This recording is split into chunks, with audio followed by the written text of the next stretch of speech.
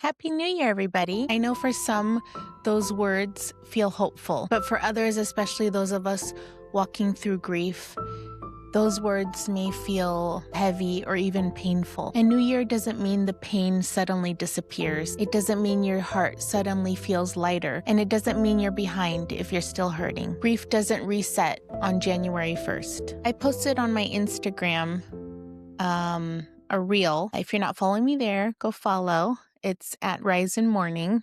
But I posted a year-end review for a griever. And in this post, it got me thinking. I listed what I added, did, or changed in 2025 to help me heal and grow and find purpose in all of this. And I think it's a really good post if you want to go check it out. But I realized that in 2025, it was my most transformative year, grief and healing wise.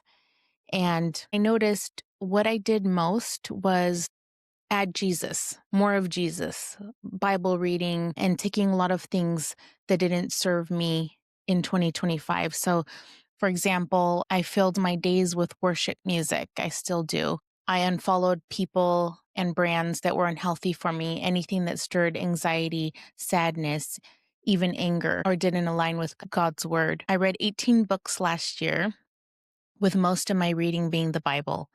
I moved my body when I didn't feel like it. I allowed myself to rest without guilt. I placed biblical affirmations on my mirror. So things like that. And there's more.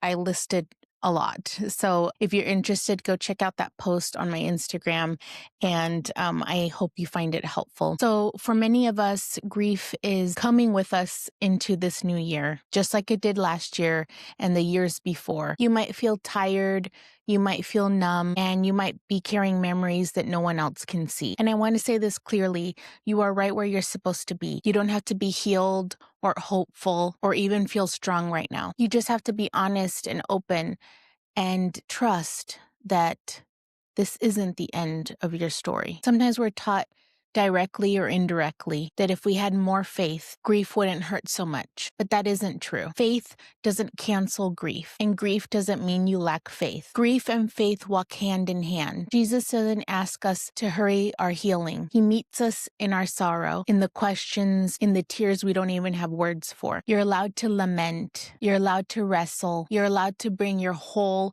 broken heart to God. And even when you don't feel Him, He's still holding you. As we step into this new year, I want to gently encourage you not to change everything, but to try something. Maybe it's praying if you haven't prayed before. Maybe it's journaling when your thoughts feel heavy. Maybe it's therapy or letting yourself rest. Maybe it's exercise or Bible study. You don't have to commit to who you'll be forever at this point. You're allowed to explore and discover new versions of yourself, even while still loving who you lost. Healing doesn't mean forgetting, and growth doesn't mean you're leaving them behind. Rising doesn't mean you won't fall again. It means you are still here, still breathing, still choosing to walk forward one step at a time. So while you're still here, make 2026 a transformative year for you. Grief-wise, health, relationship, business, or job-related. Make it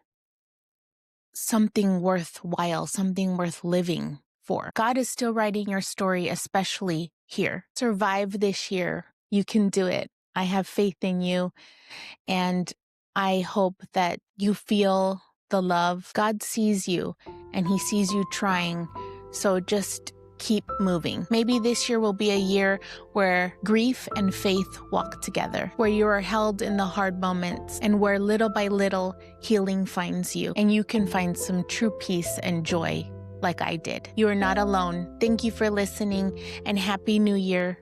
Keep moving forward, and remember, even in mourning, we rise.